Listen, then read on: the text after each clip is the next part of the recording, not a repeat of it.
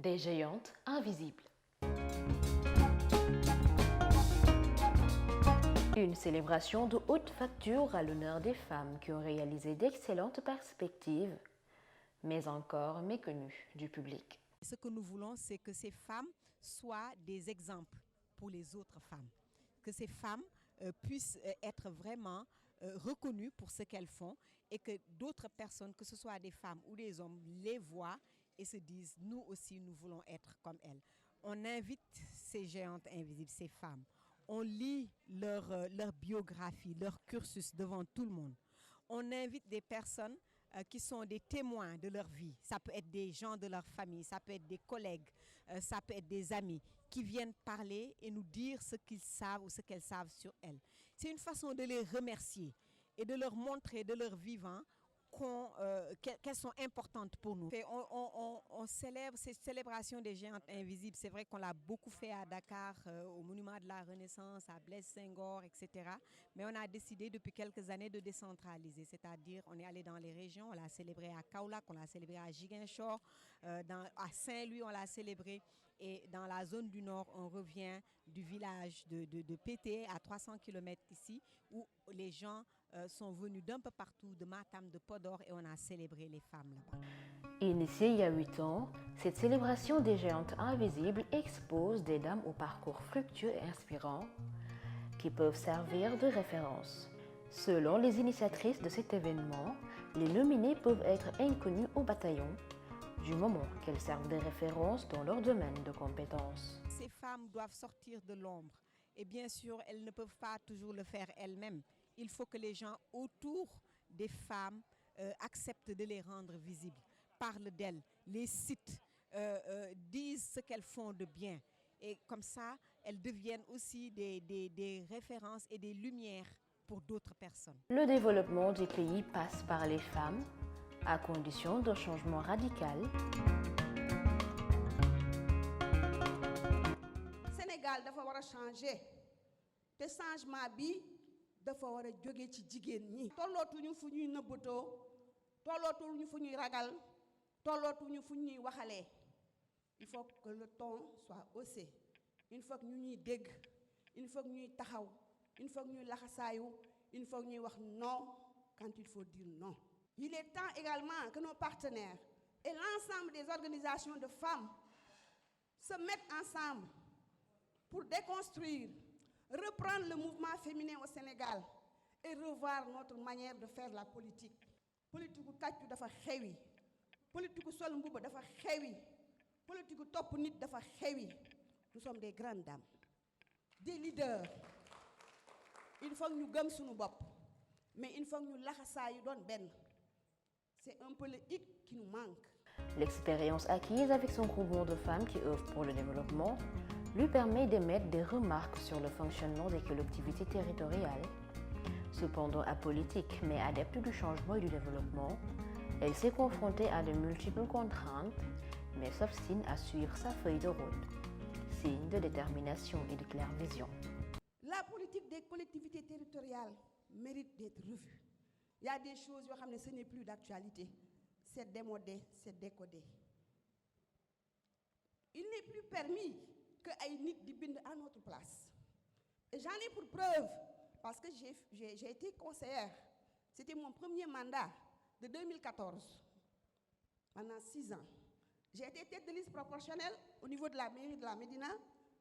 Je me suis battue, parce que je dirige une association boo xam ne tàllalul benn politicien loxo. Je me suis battue avec les moyens des organisations. Je me suis battue avec les moyens des partenaires du Nord. J'ai eu une forte délégation canadienne. C'est rendu à la Médina pour signer un protocole pour un jumelage. Le maire l'a torpillé. Parce que Yacine n'est pas de son camp. Yacine ne fait pas de la politique. Yacine est une femme têtue. Il faut la déstabiliser. C'était ça le discours permanent de nos politiques. Quand est-ce que les choses vont changer? Un élan de solidarité à haute allure pour un leadership partagé, Yacine Diagne compte encore aider les femmes à briller davantage. Nous avons célébré le 8 mars en 1980. Les archives du soleil sont là. et en ce moment c'était pas permis ou c'était pas évident te loolu engagement moo sori woon ci man engagement boobu moo ma tere nelaw engagement boobu moo sori ci man moom laa ne il est de mon devoir de rendre vraiment ce qu'on a fait de moi fexe ba ni ma mel sama yeneen nawle jigéen mel ko ci loolu laay dox guddi ak bëccëg avec de maigres moyens. Son sacerdoce, participer à l'émancipation et à l'épanouissement des femmes. Elle est authentique. Parler de Yacine revient à faire l'éloge d'une femme de son temps, une femme en phase avec les défis de son époque et de ceux de ses pairs. Pour l'avoir fait, la preuve, je vois Yacine s'engager auprès des femmes de façon participative, solidaire et avec beaucoup d'empathie.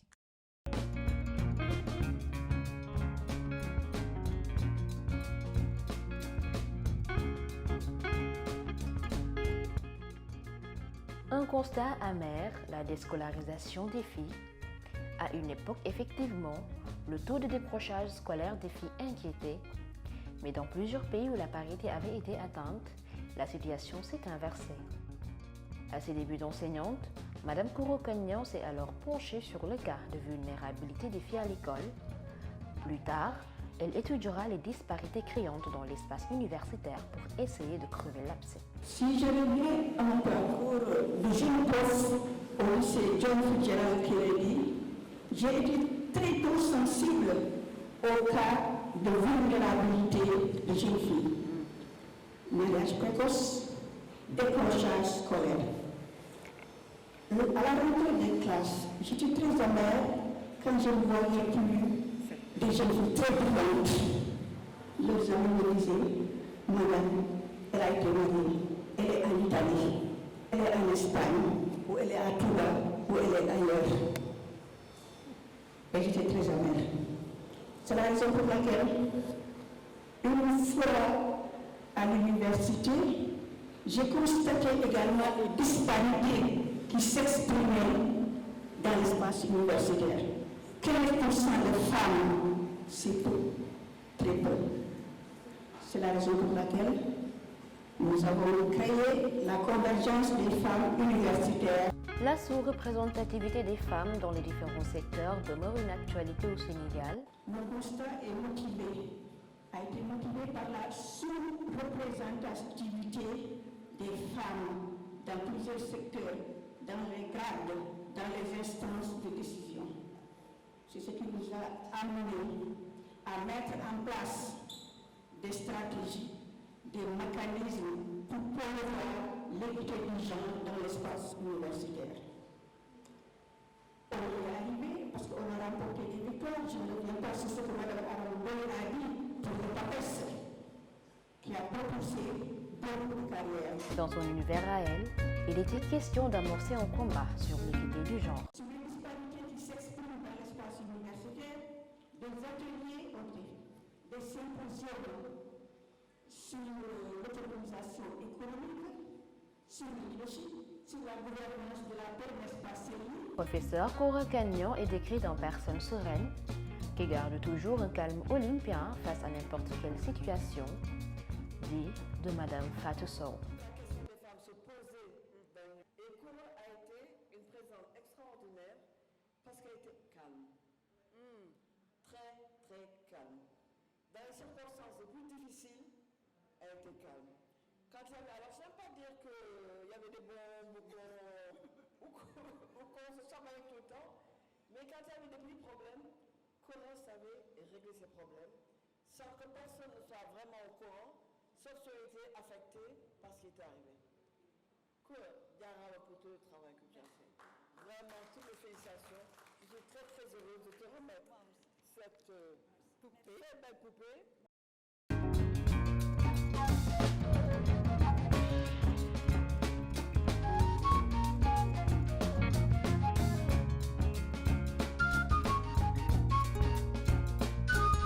Faire apprendre à travers des stratégies de motivation, faire preuve d'humanité, d'équité, de respect, Madame André-Marie Diagne dévoile l'esprit vrai d'un enseignant envers l'apprenant.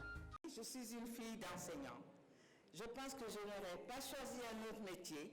Je me sens bien dedans. Pourquoi? Parce que je me dis que chaque enfant, chaque être humain peut être sauvé. Il n'y a personne qui soit un idiot, un taré, un damné. Si l'enseignant ou l'enseignante prend le temps et les moyens qu'il faut pour accompagner, bon, le résultat, on est avec des gens qui nous dépassent. Donc, on est fiers de ça. Je pense que c'est la chose la belle décoration. Un caractère chez elle qui a marqué ses pairs, la sociabilité d'André-Marie Diagne est reconnue de toutes. Bienfaitrice des élèves, son engagement dans l'éducation et l'accompagnement des élèves demeure son credo. Vous me parlez d'André-Marie à l'université. On parle de l'épouse. On parle aller faire le marché avec André-Marie Diagne. Aller acheter du poisson. C'est extraordinaire. Celle-là qui ne parle presque pas wolof, qui discute avec ses femmes, qui quand elles ont des problèmes savent qu'elles peuvent compter sur elles. Combien d'enfants de ces femmes ont pu réussir leurs études grâce à cette dame, et toujours dans la discrétion, sans que personne ne s'en rende compte.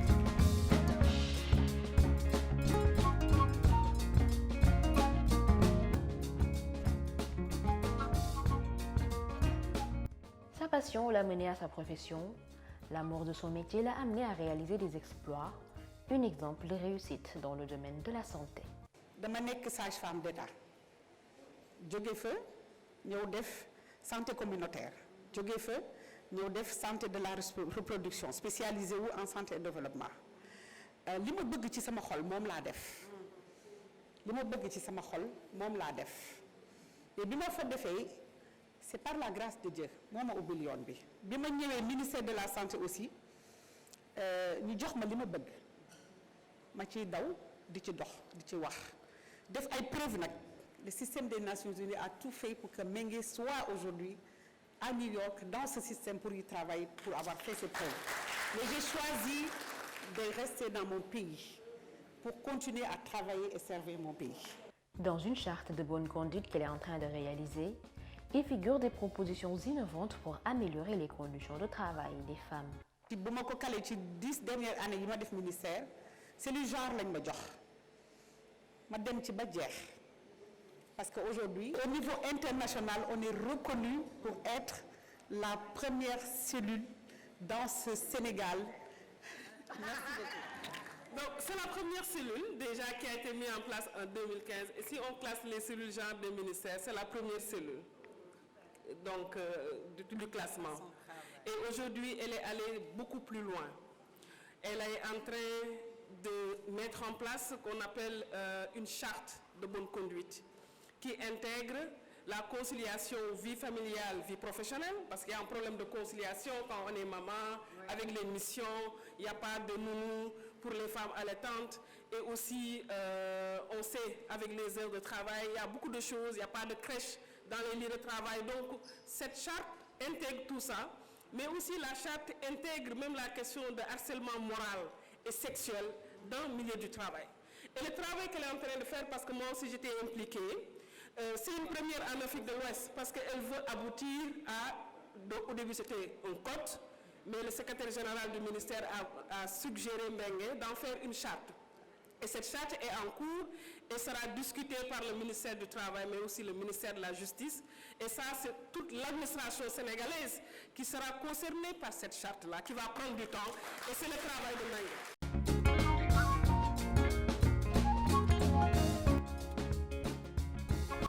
De l'éducation à la santé, en passant par le développement, autant de secteurs qui ont besoin d'être rehaussés au Sénégal. Pour leur part, ces 4 femmes nominées ont toutes apporté leur contribution pour faire bouger les choses, mais surtout d'accompagner les femmes. Des efforts reconnus et salués qui font d'elles de sacrées géantes invisibles.